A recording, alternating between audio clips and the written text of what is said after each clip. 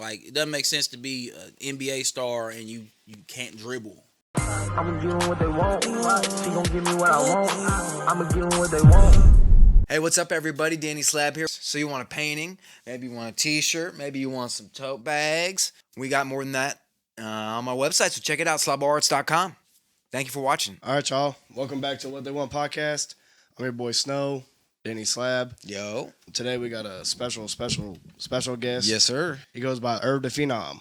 You know, really good, dope, talented artist out of Wyandotte, right? Wyandotte. There we go. Yeah, there we go. Yep, I wanted to get that right. KCK. Yes, sir. I got plenty of things to ask you, man. First, I want to educate the people on who Irv Da Phenom is.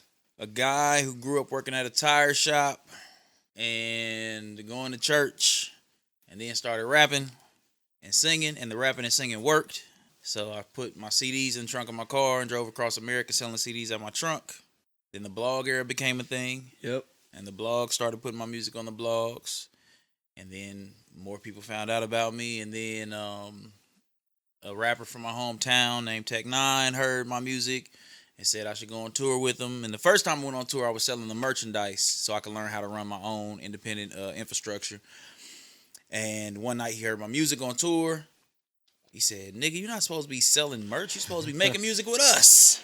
I said, "That's a good idea. Let's do it." You know what I mean? So we got back to the town. We started making music. Done a lot of hooks for a lot of the indie legends, you know, from Brother Lynch Hung to Tech and Krizz and Cut, Dizzy Wright, Funk Volume. That was a whole. Then we got in the Team Backpack. That was a whole era. So yeah, you know, on as far as the independent underground blog, you know, I've never had a deal, but I've been able to reach a lot of people with my music, and it's really just been word of mouth. Like, people find out about me and they play it for the homies, and the homies play it for the homies, and it's a blessing. Yeah. That's dope, man. That's dope. So you did features out the wazoo. I mean, with me even growing up, like, I was always kin to like what you were doing from Nesto, and then you also were on. Correct me if I'm wrong, but I know you went on a few tour runs with Krizz as his hype man. Oh yeah. I was a hype man for Chris Calico because it was just too much. Like, I don't know. I saw the vision for Chris's show. I was like, dude, it would just be too crazy, because what other act in hip hop ever have you seen both dudes can sing, both dudes can rap, and we up there moving? You know what I'm saying? Right. Usually one can sing and one can rap, and then you. So it was like, imagine Spliff Star and Busta Rhymes could actually sing too. You know what I'm saying? So he was tearing the roof off stuff on tour. It was fun. Yeah. So that was a thing too. And I remember, like, I would have fans come to the show and they'd be like, "What are you doing as a hype man?" But I'm like, "Bro, did you not see this show?" Like, Right. I was there. Yeah, I was at the Granada show when you did that. We was having fun. So shout out to Cali. Yep. Yeah, that's dope. That's dope, man. Did you not see this? Right. So I would go do that, go do my own shows. Like, I was just enjoying being on stage, you know. No, of course, yeah, man. Like I said, man, when you were a part of a group, Triple Threat Society. Shout out to the Threat Set for sure. Yeah, with Louis 5 and was it Homework. Louis 5? Got Louis 5, Homework, Jones, Gotti, Lil Bruh, Mills, Mari, and Black the Kid. Yeah. Gotcha. Okay, so that's a bigger camp. Okay. There's a lot of us. Because I only knew of Louis and Homework. Like, I saw you open up for Dero. I think it was like you guys, Nesto, BWE, and then Dero. Was Dero in Lawrence or at the Lawrence. Armory? We were in Lawrence, Kansas. 821. Yeah, they turned that into a Chinese restaurant now. Yeah. I remember that club. Yeah. That was crazy. Used to be in Yeah. Lawrence kicking it. Yep. Yeah. So that was like my first show that I've ever went to, that like localized or whatever. And I was like, looking back at it now, I was like, that is the most craziest lineup you could probably put together. Man, the era that I kind of got outside in, some of the greatest talent of rappers in life, not locally, I'm just saying life, because we had, like, let's say this is like 2000 and, let's just say 2008, 2009. You got Craig Smith, Chief Wakil, Greg Enemy. You got Nesto, the owner. You got Ron putting stuff out on the Missouri side. You got Cash all Image. of Rondo, Cash Image. I mean, there was so many artists, and then you got like Reggie B and the Nate Sounds crew. I mean, there was so many different styles of artists, and it was so potent. Miles Bonny, it was very potent, and I'm still a huge fan. But I remember discovering like I could literally listen to artists from Kansas City for my entire life and not need to listen to nothing else because there was so much diversity. There still is, you know what I mean? But that's when I discovered like, nah, we gotta like make some noise for this city so people can come discover like the talent here. Exactly, man. And that's what I'm saying. Like the era that I'm gonna say all of us grew up in, because the blog era and whatnot. Like you got the Kendricks and you got the Drakes. They all came from that blog era. Right now in hip hop, there's not really a king of hip hop that is not from that blog era. No, that's my class. Like me and Kendrick's mixtape was on Two Dope Boyz on the same day. That's how we knew about each other. He was doing a tour. I had already gone on a few tours with Tech and them signed J-Rock, and I'm going to load up for this next tour that we about to go out on, and I see Kendrick at the office. And I looked at him, I was like, hey, bro. And he's like, Irv, what's up? We smiled, greet each other. He's like, yeah, I fuck with you. Was it Section 80 or the Kendrick Lamar LP? It was one of them that Dream Big Hustle Hard came out the same day, and Shake posted his and then mine, so we was neighboring posts. I think it was Overly Dedicated. Yeah, I think so. Overly Dedicated, yeah. That's one had Michael Jordan on it. Yep. Yep. And back in the day on the blog era, you always would go back like, first off, you excited as hell that a blog posted your shit because like, this is like, man, it was, man, the blog era was so dope because literally you can go from nobody knows who you are to you made it on Two Dope Boyz, bro. Everybody knows you across the nation, like, because hip hop heads, it wasn't Instagram yet. It wasn't, the culture's so watered down now, and it's people like that don't take this shit serious. But at that time, you had to seek out music. You had to search for the new mixtape. You had to find a new ill shit. Like we was digging all day long. Oh yeah, asking people. Yeah, you was trying to find like what's the dope new mixtape. So if you made it on one of these sites, man, it's like now people in New York, Cali, like everywhere, you're now a nationally known act because the people who are on these sites aren't just like casually looking. Like no they're fanatics of hip hop. Of course. Right. So the blog era was so important because it gave you that reach, and it wasn't like the way streaming and playlists are dominated by the labels now. They found a way to work their fingers into that to where now is if you don't have the budget, you're not getting on a playlist. The blogs hadn't been bought out, and that was part of the purity of it. Is like it was literally some dude who started a website and said, hey, this is the music I fuck with. I think this is cool. And they had the balls to stand up and say, this is my taste. I have taste in music. And, you know what I'm saying? If you fuck with my taste, you'll like it. Oh, yeah. So like shout out first.net, all that. Shout out to Shake and Mecca and the Two Dope Boyz crew because they always showed me hella love. And all the blogs are posting me. Hot New Hip Hop, allhiphop.com, Hip Hop DX, all them, for sure. So you're talking about the blog era and whatnot. I want to throw this because I know you're cool with them and whatnot. But XV. Shout out to XV. Team Kansas in the house. Yeah. X was on...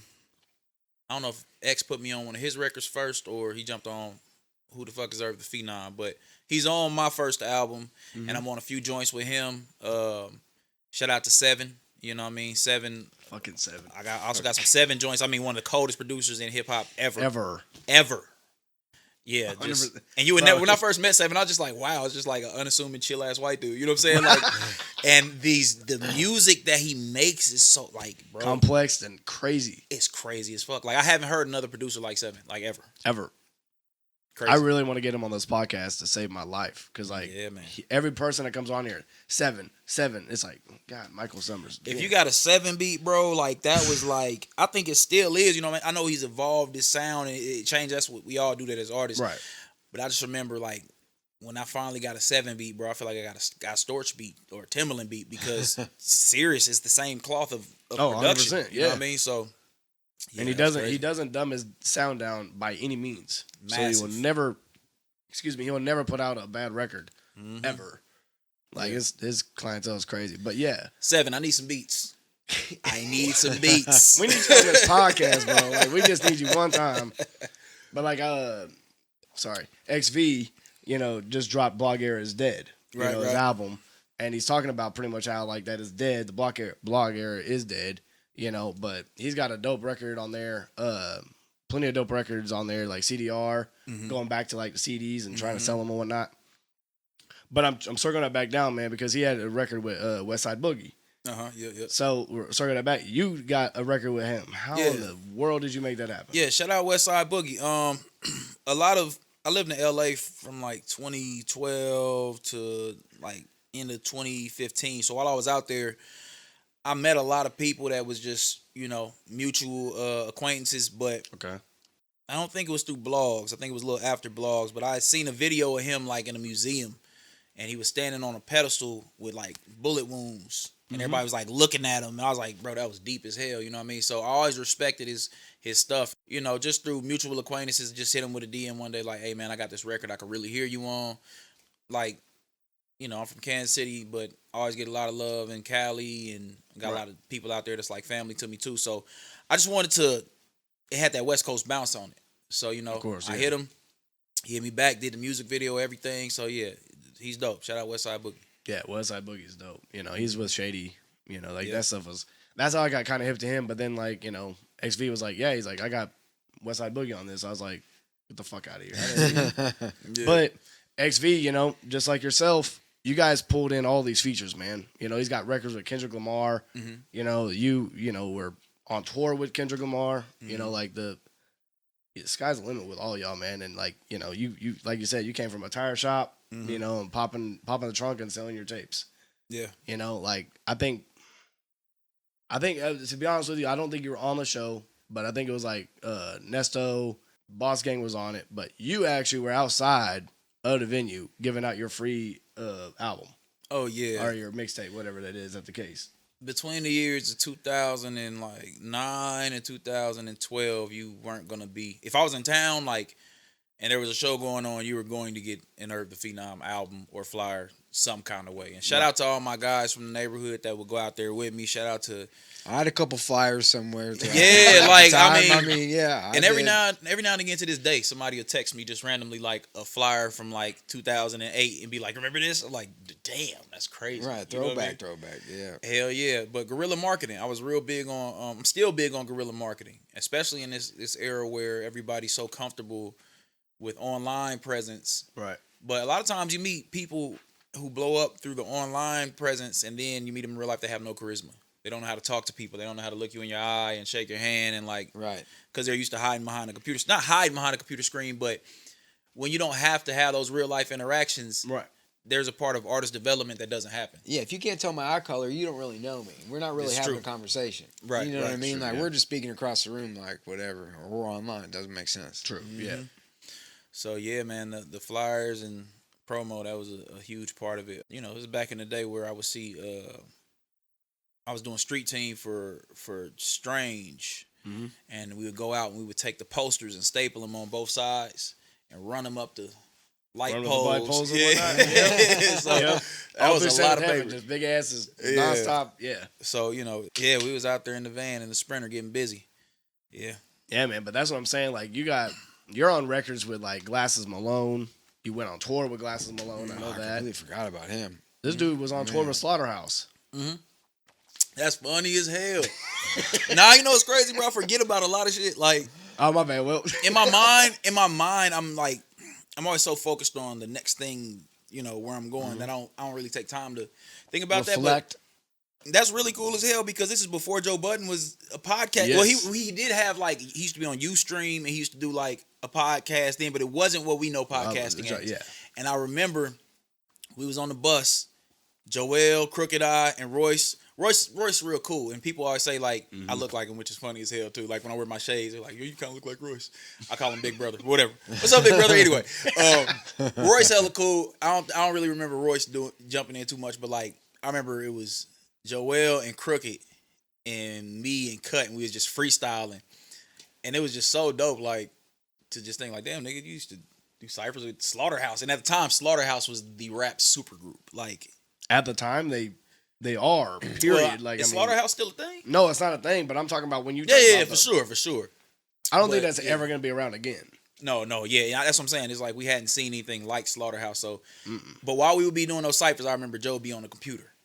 You know what I'm saying? So it makes sense because like on the bus you got the couch here. That's like the common area TV, and then you got like a little table in the corner in front of the bathroom right here. Like a little office Yeah, type and Joe was breakfast always nook like thing. tucked off on his computer. So he was already in a different lane right then. Yeah, he was Yeah. different. Like Well, Joe was always in a different lane. Yeah. I mean, yeah. So it's ill as hell to watch Joe Budden has become the Joe Budden. yeah. And I remember he was in a wife beater chain smoking cigarettes and shit. Like, chain smoking Newports. A big ass C on his fucking yeah, hat. you know what I mean? Yeah. So it's crazy to see the evolution of people like him. And then, like Kendrick. Like, when I first seen Kendrick, bro, it's like, I don't think anybody knew what he was yet. Right. Like, he was J-Rock's hype man, but it's like, I remember talking to somebody like, yo, have y'all heard this shit? It was like, they just didn't know because they was in a little bit different. When you're the youngest, I was always the youngest. I was like 18, 19 when I got around them. All them was like 35 and up at the time. So I was kind of like, it was like a little generation gap, but I remember just like, dude is dope, but I had no idea. Right. I think it was like 2014 when he showed up to SNL and did his show and like only half of his head was braided. Yeah. I was like, this dude can do whatever he wants. I knew He he can was get away with special. anything.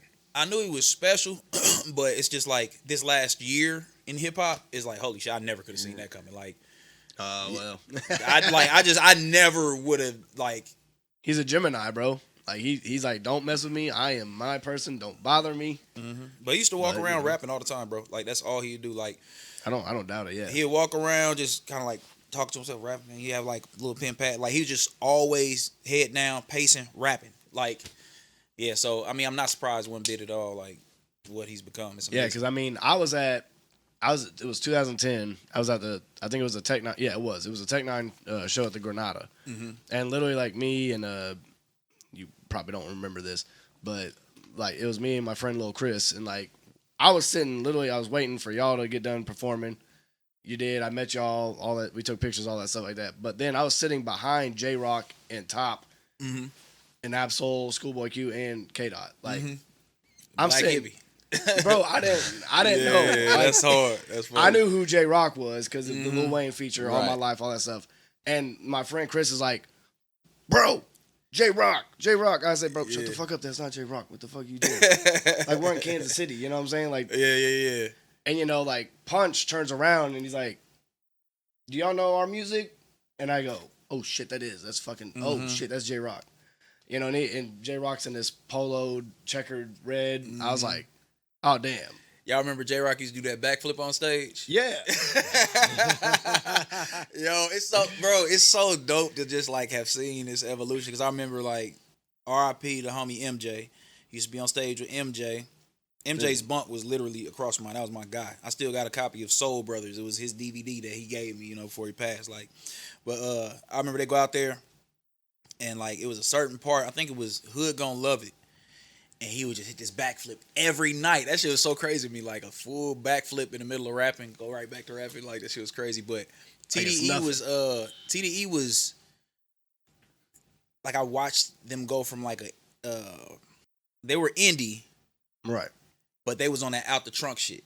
Yeah, for sure. They definitely had like this Sprinter because when we went to LA, they had a rap van.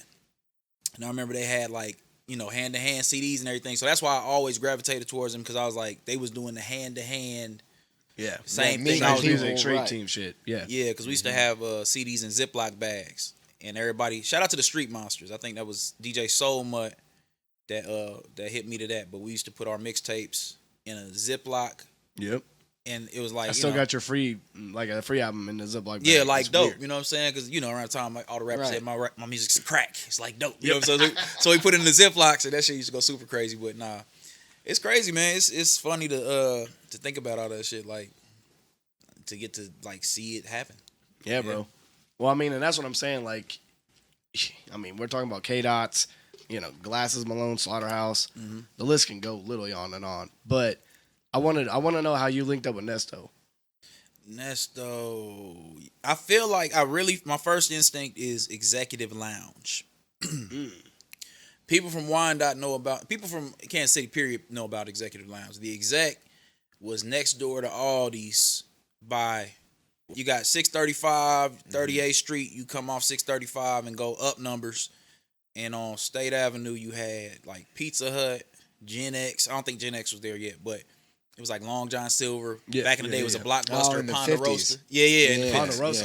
Yeah. Okay. So it was this little building there, and it was called the Executive Lounge, man, and that shit was going up. It was like that's where DJ Street King first started DJing. Shout out DJ Street King. And I remember, like, I feel like D-Loc and Dilemma used to perform there a lot. I was still cutting my teeth on, just getting my stage presence right. And I seen Nesto there one night. And I remember just like, damn, this dude can fucking, like, rap. You know what I'm saying? Like, Nesto was like, Yeah. bars. And the thing with Nesto that was so crazy, it wasn't just bars, it was like songwriting. Like, and he could sing, and he was melodic, and like, he was just incredible, man. Like, so anytime I would meet artists that like could go, because you got people who's dope, like, yeah, your music's dope, but then you got them artists that's like, bro, you're better than like people that are on the radio and signed and shit, like, really good. So I would always gravitate towards them, and it was like steel sharpening steel. You know what I'm saying? We'd always be on our toes, working with each other and just building. He was one of those dudes that was just like genuinely humble as hell and insanely talented. One of a kind for sure. And I mean, I was always telling Ev, I was like, dude, I want you to make a whole album of beats, but I was like, you and give it to Nesto, and then get Irv and Nesto to make a whole album together. Yeah. Cause I'm for real, like, some of y'all, like, you have the Hold Me Down record on Career Killer, like everything that you two put together. I was like, dude, you could just sit there and just drive. Like, like, it was just pure, and you're right. You sat there and said it right there. You're like, man, like, we just flowed easily, and we just, all right, boom, all right, cool, this worked. That didn't work. No, we're gonna go with this direction. Long live the owner, man. Yeah, long live the owner. Only be one. There's only one for sure. That's crazy, man. That's crazy. Because, I mean, we were even speaking about it on a couple podcasts ago, the record that he had with Louis, Winning, you know what I'm saying? Where, like, because it was a Silosta actually was on here, but he was like, yeah, what's your favorite Nesto verse? And I was like, my favorite verse is a Louis record that he has, but he's like, I have to say it again, but like, he's like, I'm a walking finish line, but no, I'm not selling shoes. And he's like, but if you want your chain, you better hide it like Ellen's boobs. Yeah. Nah, yeah. Nah. That's a good example of a Nesto line. Yeah. He said he had one line, something, so she can come give me a little head like a Goomba. And I was fucking dying, like, but it's like that's why he was special. You know what I'm saying? It's like, bro, those types of Like a Goomba. That shit was hilarious to me. Yeah, there's plenty of stories. Like, me and Ev were sitting down and talking some shit, and like, I was like, what the fuck? But yeah, I mean, even like the record he got with my brother and whatnot, like, my brother went off on it, but like, when Nesto went in, he was like, fee, 5, 4, 5 home. It's like, I gotta hold my liquor consumption. It's like, what the fuck? I was like, this dude is just lyrically off the chain, but that's also because he was from Philly. That dude's fucking vocabulary was off the chain. So, speaking about that, man, I know you went through a transition at one point. You went from Irv Da Phenom to Nowadays. And then now we're back at Irv Da Phenom, correct? Yeah. So what was that transition? Why did you want to do that and then, circle back possibly? So, I read a book. Shout out to Swizz from Funk Volume. Okay. Swizzle, my boy Swizzle. He told me about this book one day. I went out there to work with him. I was in LA working on some records with him. And he hit me to a book called The Power of Now. Yeah. By Eckhart Tolle. Yeah. Is it? I can't figure out. Is it Tolle or Toll? Toll. Okay, yeah. Where he goes and sits on a park bench for 3 days and then realizes that life's just my dog Eckhart. Yeah. And the premise of this book is the future is infinite. There's so many options that could happen in the future. It's pointless to ever worry about it. And the past has already happened. There's nothing you can do to change it or fix it. So worrying about it in your present state is a waste of your now. And the only thing we've ever had in existence is the current moment, which is the now. And for me, that was one of my first eye-opening philosophical changes where I was just like, I've been through a lot of trauma in life, seen a lot of shit, been through a lot of shit where never really went to therapy for any of it. Didn't really talk to anybody of it. But when I read this book, it made so much sense to me. So it was so powerful to me that I was just in awe of it every day. I just was like, I gotta be more present, focus on the now, focus on the now. So I remember in conjunction with that and just a lot of life stuff was happening, you know what I'm saying? Like losses I was taking with friends and family, people dying, just turmoil, a lot of stuff going on internally, just dealing with a lot. To where I wanted to embody that philosophy. And I changed my name to Nowadays. And I was also doing more experimentation. I've become a little bit, I guess, jaded with the music industry altogether, a little burnout with just shit I was dealing with. And but I wanted to keep creating. And I was delving more into like rock, you know what I'm saying, and like more experimental stuff. Okay. So I said I'm just gonna drop this under Nowadays. To where if you've been an Irv Da Phenom fan all this time, and I really didn't have to do this because the blessing about people that listen to my music, they know I'm versatile. They know I might give you a country record easy. I might give you a punk rock record. I can do any of it. But just so there was no like, at the time it just felt like I just want to experiment. So I'm going to do it under Nowadays. And it was kind of like my sabbatical from everything that I was building up to at that point. And I was doing a lot of soul searching during that time. A lot more getting in touch with nature, doing yoga, like just finding myself and shit. And I was just on my full-fledged hippie shit, like super heavy. And come 2020, the world was upside down. Everything was crazy as hell. And I just remember feeling like we need something familiar again. You know what I'm saying? Like everything was so crazy, I just felt like when I put this record out, I want people to feel a sense of comfort because it's something from the old world that they know. Got it, okay. And I wasn't and to be honest, during the Nowadays era, I didn't feel phenomenal. I didn't feel like there's a lot going on. I didn't feel phenomenal. I started feeling phenomenal again, and brought Irv Da Phenom back. It's like Slim Shady and Eminem. Of course, there's alter ego, all that stuff like that. Okay, makes sense. Gotcha. Okay, that's crazy, man. So I want to talk about this record, man. Like Red and Yellow, you know what I'm saying? Oh yeah. Like that record, Wiz Khalifa was doing the whole black and yellow whatnot, and then you threw your spin on it, and then you threw like. What was your mind thought? What was the process of making that record, bro? When I did that record, I went into the studio and I just said I'm about to freestyle about Kansas City. That's it. It's very simple. Okay. What's funny is the biggest record for a lot of artists are not the ones that we spent weeks and months of triple entendre and I'm gonna write this picture and I'm gonna get so in depth. And people are like, yeah, that's cool, but yo, the song "Do Do Do Do," I love that one. You know what I'm saying? Like, right, that's an earworm right there. Oh my right. God, that one. So right. Red and Yellow was kind of like that for me because it was a mixtape freestyle. Again, during the blog era, it was about, let's say you put a song out. Right. The next day, if the beat crazy, it's like, nah, I gotta out rap him on that beat. It's like Ice Cube. When Ice Cube said jacking for beats, the whole point on some hip hop shit is like, okay, you did that. Here's how I would do it. Here's the little spin I would put on it. Reggae, like I feel like reggae originated this because you'll hear, they call it rhythm. It's like a certain beat you'll hear, but you'll hear it on 20 reggae songs. You know what I mean? But that's culture. It's like everybody jump on it. So during this era, because I get a lot of the song blows up every season. So it's so many years removed from the mixtape era that I'll have people in the comments like, he even come up with his own original song.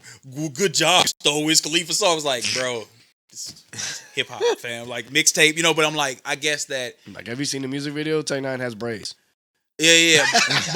but what's beautiful about the internet is there are people who have literally never, like this past season, there were people seeing Red and Yellow for the first time ever. Right. I'm like, dude, it's crazy because every season is getting, added to more stuff. And when it got placed in the movie, like, yeah, it's out of here. Well, that's okay. Well, there you go. You just ran right into this the next segment, man. It's like, because that's what I was doing. I was like sitting there. I was like, they dropped the trailer for, Deadpool and Wolverine. Mm-hmm. And I was literally, I was like, and it was like Red and Yellow, Red. I'm like, I know that fucking song. Hold on. So I pulled that shit back. I said, that's Irv. That's Uh-huh. got to be Irv. Yeah. And then all of a sudden it just was like 10 minutes later, it was like Irv Da Phenom's on. Blah, blah, blah. I'm like, this shit's just flooded the internet. Yeah. You know, and obviously I'm Kansas City, but it's like I was like, damn, bro, this shit is everywhere. How in the hell did you do that? God is great. That's all I can say, man. Like, I had initially, let's see, I first checked my email, and they were like, "Hey, we kind of really need this." So there was urgency to the time I saw the email, and I was like, "Oh, there's some emails." And I read through the email. They're like, "Yeah, we're working on this new movie. It's Marvel in conjunction with Disney, and we really need you to follow up with us." We reached out back in, and it was a couple months before, and they were being very hush hush. You know what I'm saying? They didn't want to tell me, and they were like, "We want to use your record, Red and Yellow." And I'm like, first off, it's a mixtape record, and like old. Like, why? Because they were trying to not spill the beans, because at the time they hadn't even announced that there's going to be a Deadpool and Wolverine yet. You see what I'm saying? So I knew about Deadpool, and when I found out that there's going to be a Deadpool and Wolverine movie, I was excited as hell just as a comic book fan. 100%. Yeah. I can't say anything, you know what I'm saying? I'm just like, holy shit, I'm like one of the first people to know this. This is amazing. So I found that out, and I was like, okay, that's dope. And then I went back. At first I didn't think it was real. That's what it was. At first I thought it was like some scam where they're trying to, you know. If you send us some money, we'll. Yeah, like I get a lot of never know. emails right. about like sync libraries and all this stuff. I was like, okay, whatever. Be number one on the playlist now. $20 later. No. Right. So once I did my research, and I talked to I got other homies that do sync. Shout out to Craig Smith. We researched the company because it was a third party company reaching out. They get the music, then they take it to Disney, so on and so forth. And yeah, whenever I started talking to them, they were legit, and they were like, I bust out laughing though, because I was like, "Why did y'all want this record?" He was like, "Well, the costumes," and I said, "Oh shit, okay." So, Damn.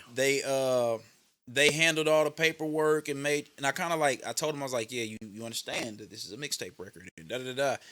And the way that the dude laughed at me was so, I'll never forget. It was almost like, we're Disney, fuck out of here. Like it was really like, you know what I'm saying? Like, we're Disney. We own everything. Doesn't matter what you say now. Like, I was just like, I'm well, getting damn, it. all right, cool. Watch So we just wash our hands with this shit. Goodbye. yeah, so they handled everything, and busted down how they were supposed to, and we actually cut a shout out to Craig, because whenever I brought Craig in on it, it was important to me to reach out to Craig, because growing up, he was one of the few like comic book fans who was really on it like I was on it. You know what I'm saying? So I knew it would mean a lot to him. And we scored it again. So the version you hear, if you notice the version you hear in the film, it's not the same thing. It's like, it's way bigger. It's got orchestra and strings and everything. So Because didn't he produce it? yeah, he produced That's what he so said on pod. Yeah. yeah, he produced it, and then they brought in some additional like stabs, and they like made it so shiny. But initially, when they first did it, I thought like it was going to be in a commercial. I didn't realize it was going to be so prominent. I didn't realize the entire commercial was going to be my voice saying red and yellow, red, yellow, red, yellow. And it was like, and they didn't tell me when it was coming out, so it was like months, like 2 months, probably 2 months or more, where I'm going to the movies, and they started running ads for Deadpool and Wolverine, and they hadn't confirmed, they hadn't confirmed anything really. And every time I would see the trailer, I'm just sitting there like wanting to explode, but I can't tell anybody. And I'm also like, oh my God, I hope this really goes through. Like, and then one day I'm at my shop, I'm like throwing tires and shit, just regular shit, and my notifications blow up, and I'm just like, okay, what happened? I looked and saw the trailer, dude. I just cried. I just fucking like was just you have to, bro. in the back of the thing, just crying, because I literally grew up reading this shit, like loving comic books. It was crazy. It was so crazy. And then the next thing I did, I showed my mom. My mom and my daughter were there, and I showed both of them at the same time, and they were so hyped about it. Like, it was crazy. So yeah, that was how that came together. And that's like a first in history, because I don't know of any other mixtape records that have made it into the MCU. But and you like comics too. Yeah, so it lined up. It's That's certain crazy. things. That's why I say God, because there's certain things that I've had music in movies before. Like I got Steel was in a movie with Danny Trejo and Marilyn Manson. Bad Girls Club on VH1 has used some of my music.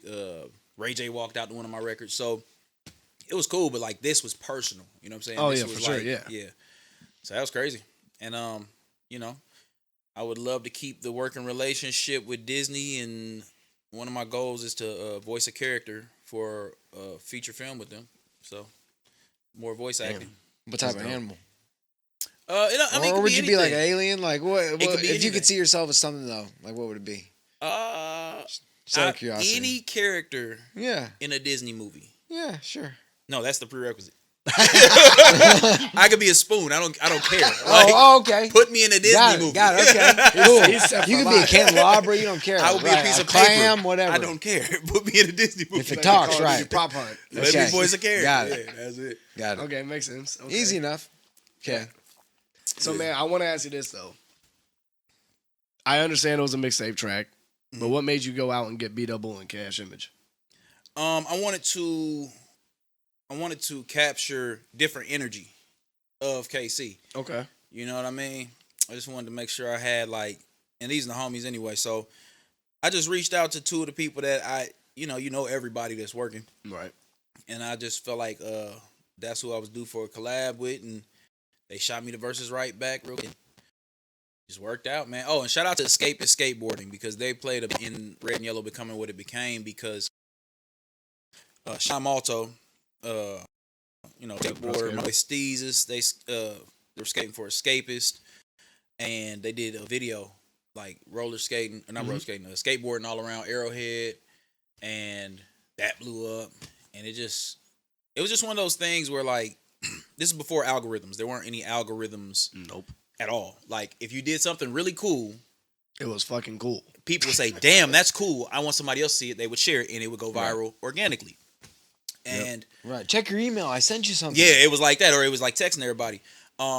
And yeah, that went viral organically and just blew up. And it was because at the time, and what's funny, bro, the Chiefs weren't good.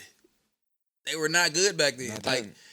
but that's why it's funny, because it comes back every season. And I just always remember like, we was Chiefs fans when the Chiefs were letting us Right. down I mean, every this time. before, right. Yeah, I mean, you it's know what I before mean? they Well, I started think the winning. dope record, or the dopest thing about your record too is like, yes, it comes back all around, but it also isn't dated either. So you're not like, hey, like Alex Smith's throwing it to Shout Travis out to Kelce. Derek McCluster. Yeah. Yeah, like, and that's one thing that, you know, and after this song came out, then came the flood of like more Chiefs anthems and all. Shout out to all the artists that do that, you know what I mean? Shout out, like, I've had a lot of artists actually hit me and be like, hey, before I put this out, I just want you to hear it, and like, what do you think, or you got any advice? And the thing I always tell everybody, if you're going to do a record for a sports team, do not name any players, because they can easily be traded. Now your song is irrelevant. But yeah, it's an interesting thing, man, and I'm just grateful. I'm grateful for everybody who made it a thing, and shout out to whoever. My heart feeling is one of my listeners wound up getting a really cool ass job, and they reached back in their memory bank of things that they grew up on. And they said, I got the perfect thing. Yeah, and that's all it takes, man, because you really don't know. Like I said earlier in the conversation, like I haven't been signed to anybody, and it's always just been word of mouth through my listeners. Right. And the cool thing about it is, like, you know, I've always took time to chop it up with people after shows, and I respond to every comment online. Like I've always done that for years and years, and you build this sense of camaraderie, Right. where, like, you know, I love seeing my listeners win and shit, just like they want to see me win. So I think Right. it was just one of those situations. Honestly, that's what I think. And speaking about that, like, you know, my homegirl or whatever like that, but Carley. I don't know if you know who Carley is. From St. Louis? Yes. Oh, yeah, I'm shout out Carley. to her. Yeah, Yeah, yeah, yeah. She. Hold on, I have a story. Okay, let's go. The year was like 2013, and I needed a Netflix password. What? So I get on Twitter, and I'm like, yo, and, you know, I used to be way more active on Twitter before it turned into whatever the hell it is Yeah, now. right. And I was like, man, I need a password to watch whatever. And then she DMs me, and then she's like, here. And bro, I used her Netflix for like, when Netflix just recently, like in 2020, said, hey, y'all can't share accounts. Right. That's whenever it stopped. So I'm talking about like 7 years or more. Like, and I told her, I was like, yeah, you just let me know when you want me to send you a feature, like for sure. Like it's I use 600 in Netflix. I mean, come on. Yeah. So shout out to her. That's been my dog though. She's come to KC for some shows and like I always try to support and share what she does because she genuinely is dope at what she does. Yeah, So, she's a hustler. You know what I'm saying? Like I met her through Darian Saffron. And since then she's came through, did records with my brother and all that stuff like that. But like I follow her page. She's done stuff with Scotty ATL, all that stuff. She can rap. She can really rap. I always respect if you can rap, man, because it's a lot of stuff out here. But like, can you rap? Exactly. Like the fundamentals.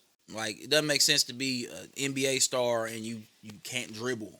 You know what I mean? But If in you the don't day and have a age left we hand, live, what are you doing? yeah, it's like you gotta.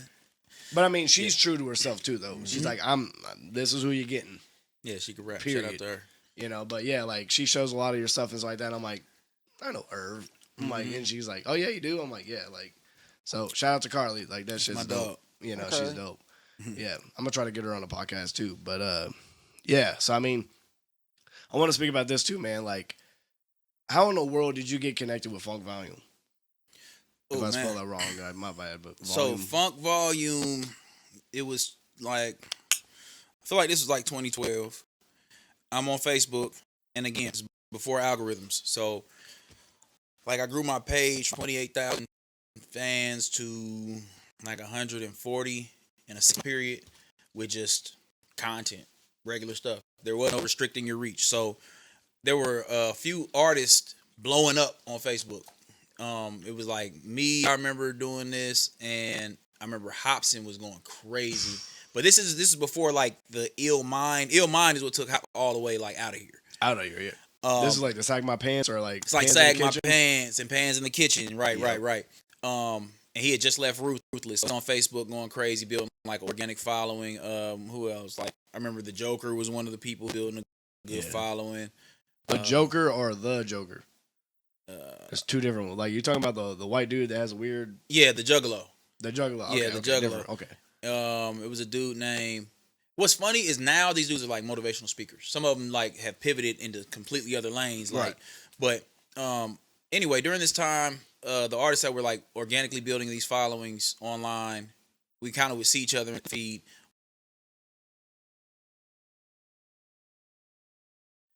He was the Tory Lanez. We knew he was like, y'all rap, y'all both sing, y'all should work. And I kicked myself and I'm like, dude, I should have followed up on that. It was like so much going on, Right. Just got lost in the sauce. But I got a DM one day. I got a message one day from Dame. And he was like, hey, we're, whoop, this is who we are. And we're working on like kind of building up this thing. And, I've heard about you through like, online and just wanted to kind of like build a working relationship. And like, yeah, cool. And I didn't really think much of it. And eventually, how did I wind up meeting Dame? I just know that we kept in touch, and eventually, whenever they had just signed Dizzy Wright, and they had just signed Jaron Benton, and they were going to send Dizzy out on his very first tour, and they knew I had a lot of tour experience, so, and they knew I like had just put an album and stuff out, so he's like, we want to bring you on a tour with, it'll be you, Dizzy, Jaron, DJ Hopper was there, and I brought a couple of my guys out. Are you talking about the Funk Volume? So it was Dizzy's first tour. It was the Smoke Out Conversations tour. Oh, that's a dope album. Yeah. You're on that. I am on that. So I guess. Yeah. So we had linked up. Who knows? Damn. I'm trying to think. What? Maybe it was Smoke Out Conversations tour, and I am on that. So we had to have work because we had to have work before then. Yeah, all I know is we had met while I was in Kansas City. So maybe I had moved to LA. We started working in the studio more, building rapport, and then I wound up going on that tour. But yeah, that was dope. That's just how I met him, was through the blogs. Well, see, and that's mutual another thing. fans, underground. Like underground doesn't exist anymore.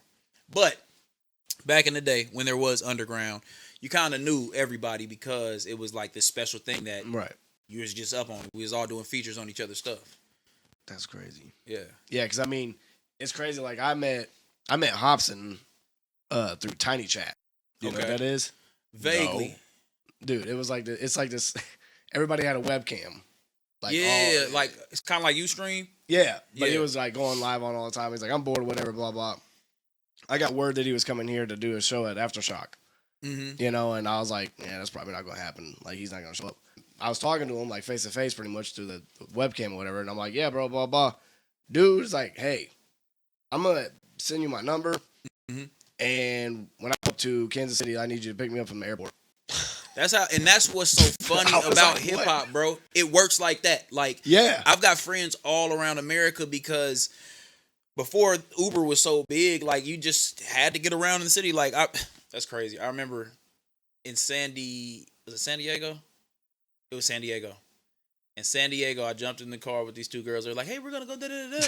And I'm like, oh, y'all are cute. Let's go. You know what I'm saying? I jumped in the car with them stupid. I'm like 19, 20. Right. And they damn wreck. A bad wreck. Oh, yeah. My back hurt.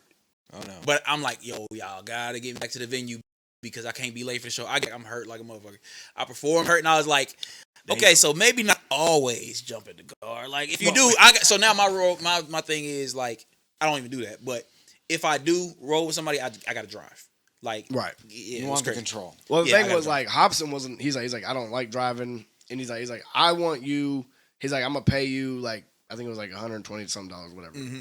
But he's like I want you to take me to all the skateboard parks. That's it. And that's what he does. Like you would catch Hop out front skating and playing. Yeah, like he would be in North Hollywood all the time in this one particular park, like around the corner from where I lived, and like just be out there skating with people. Like, Yeah. it's I don't know, man. I don't want to sound too much like an unk, but it was just a different time. That underground shit, blog era shit was just different because a lot of people weren't signed but had huge followings, and it was really based on just tap like he did with you, just tapping in like, hey, what's this over here? Show me around, da da da, and then people really rock with you. You know what I'm saying? Yeah. Like, I mean it was crazy, man. Like like I did what I did with that show, and then he came back with the Funk Volume tour, and it was huge as hell. was that at the Granada in Lawrence? Yeah, and like he was outside skating, right next to the tour bus, and it was me and my ex-wife, and like it was her first concert she went to, or whatever, and she's like, I think that's Hopsin. I was like, it is Hopsin,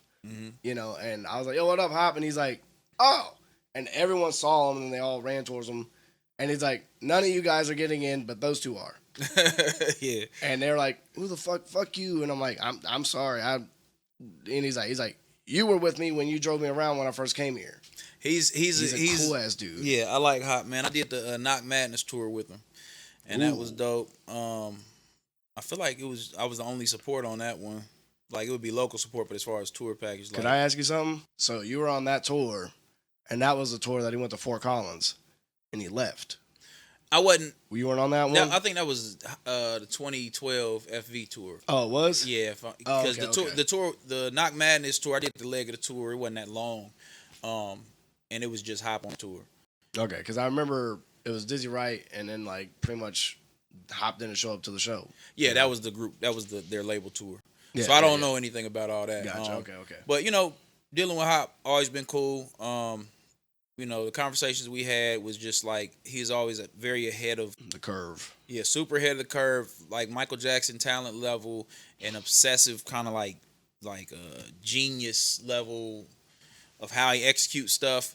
And I remember he dropped one of the Ill Minds, and I literally watched that thing get uploaded. Like we were out doing something. He was like, all right, we just uploaded the new Ill Mind, whatever. And then back in the day, it would be like YouTube uploads would stop at like 406. It was some odd number. It would just stop there and be stuck until YouTube caught up. Next morning, that shit had like 2.4 million views. And it's like, it was crazy to watch that happen in real time, the Ill Mind effect. And then after that, I think it was like double XL cover, all that stuff. So like, you were probably on was it Ill Mind 4? Because that's what really blew him up when he dissed Tyler, the Creator.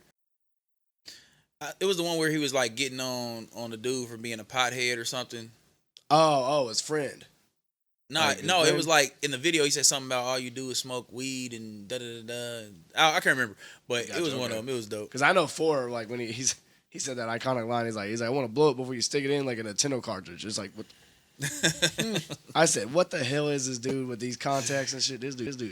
But that's crazy, man. So you did the Funk Volume tour, you did your stuff with Calico, Tech. I mean, man, the sky's the limit, really. So, what you got going on next, man?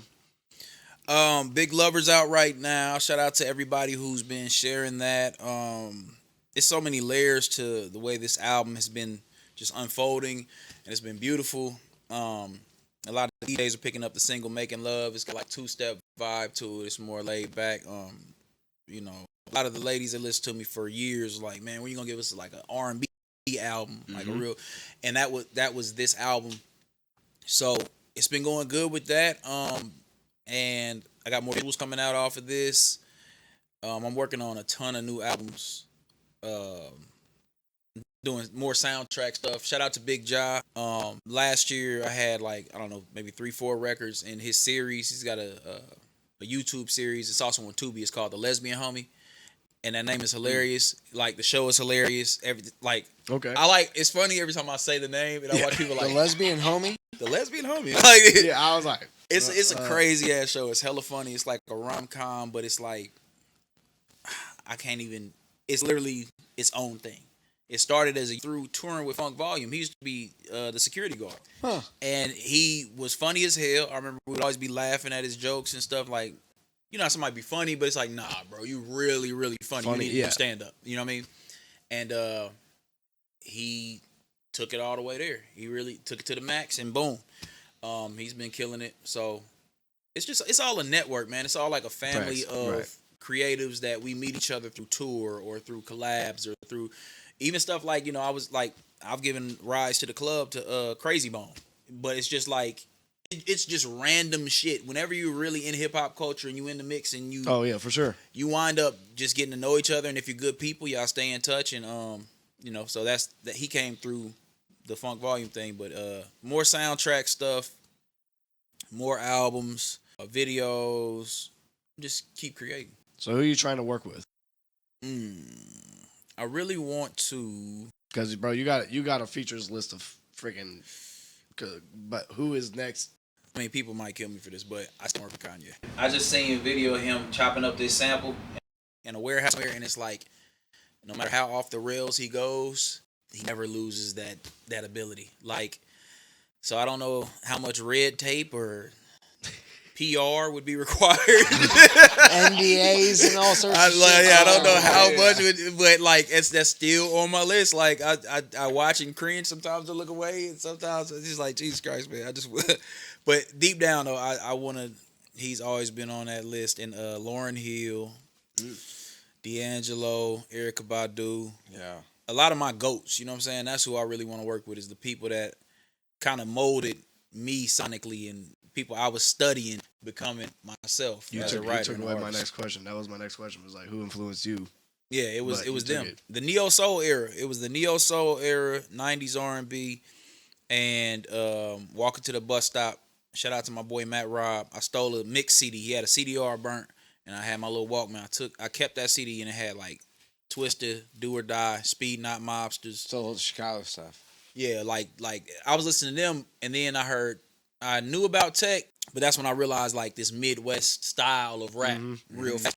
You know what I'm saying? So, and that's a blessing. I got to tour with Twister and Do or Die, cool as hell. Shout out to AK. That's like, you know what I'm saying?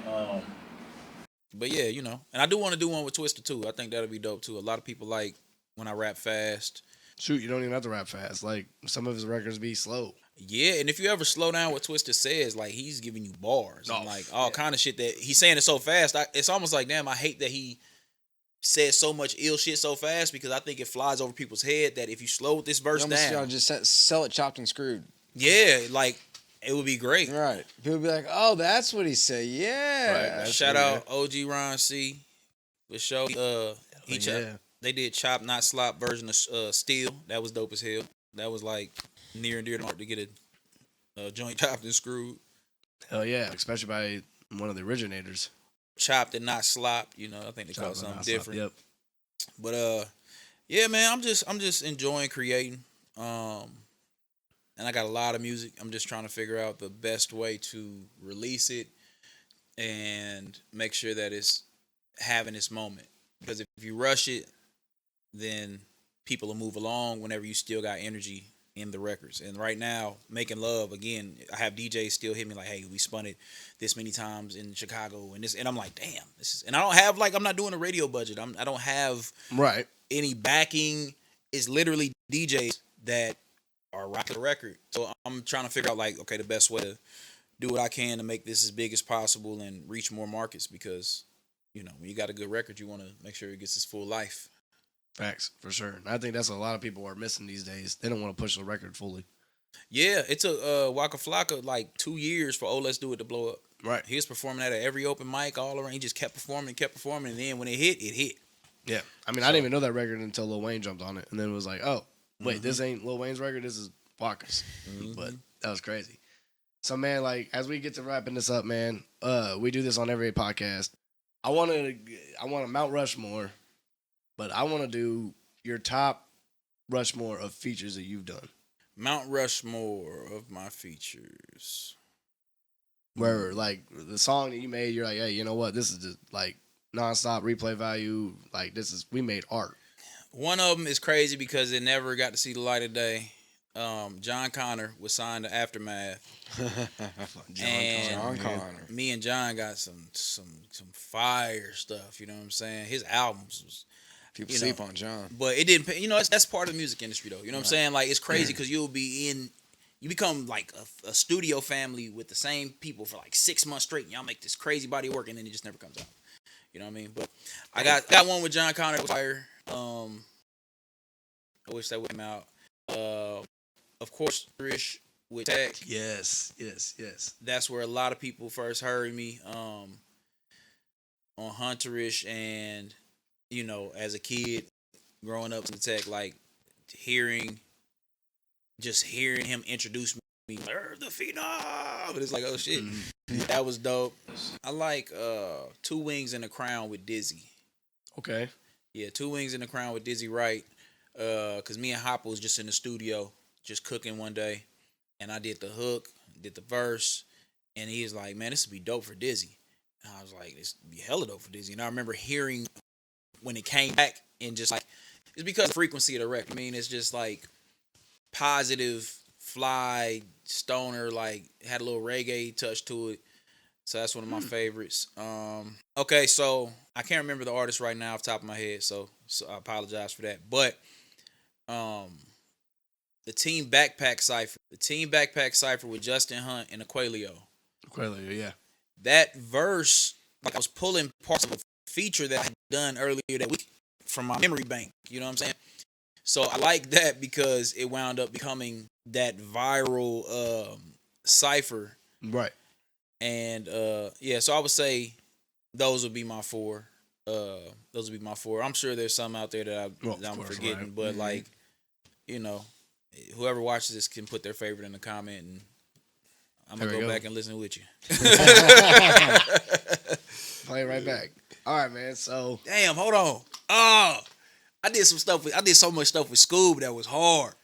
So it's like a lot of the collabs with Scoob was so crazy. You did have it, like. And then the joints with Brother Lynch, like My Life with Mayday, like it's a lot of stuff out there. I'll just say, just Google featuring Irv Da Phenom and just go crazy. Like you'll find something. Yeah. Damn, that's crazy. Yeah, bro, and that's the thing. Like you did shit with Big Scoob. Like Big Scoob, I don't even think rap no more. Shout out Scoob, man. Yeah, Scoob and Ron. I just reached out to Ron like 2 weeks ago. I was like, bro, come on. He's like, appreciate you.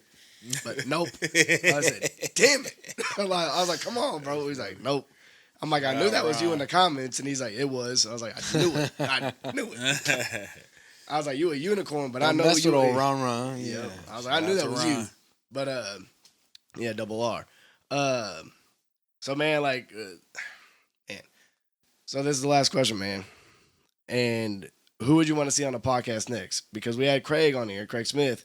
He's like, yo, we got to get Irv. And I said, oh, man, I'd love to get Irv. But whoever you get. Elect for the podcast. But you got to get, a you got to help caveat. us. That's the caveat. I got to help you get him? Yeah. Yeah, for sure. I think you should talk to Marcus Yates. You should talk to Marcus Yates. Have you heard his music? Oh, yeah. Uber Geek? Yes, sir. You should talk to Marcus next. It's crazy. Like, my best friend is like. Yeah, I want y'all to talk to him. Me personally, like I've talked to him. I want to hear more of where his head is when he's creating this music. Yeah, because like Uncle Ike is his dad. Shout out Ike. Yeah. Yeah, because now he's the hype man for Chris Calico now. Yep. Yeah, yeah, we got to get Marcus Yates on here. Yeah, for sure. Because he's dope. Him and his brother. I think he's a twin, right? No, I don't think so. I think I know Bubba's a dance for Krizz, but maybe. Oh, that's Bubba. Shout out. Yeah. Rest well, Bubba. He passed. Oh, he did? Uh-huh. Damn. Yeah. R.I.P. R.I.P. Okay. Yep. Well, all right, man. Well, tell the people where they can find you at. Irv Phenom on everything. That's IRVDAPHENOM. IrvThePhenom.com. Irv the Phenom on YouTube, Twitter, Instagram, TikTok, all the socials. And yeah, make sure you subscribe and tap in so we can beat this algorithm. Look at bio, all the links. Things out there, and yeah, that's it. You might catch me in real life, handing out a flyer or something, or throwing a tire on a truck. I don't know, but There you go. just stay tuned. There you go, man. All right, y'all. Well, once again, we want to thank you for your time and stuff like that coming on the pod. And yeah, man, y'all. Till next time, I'm Snow, Denny Slab. Yep. Irv Da Phenom. We out. Peace. I'ma give them what they want. She gon' give me what I want. I'ma give them what they want.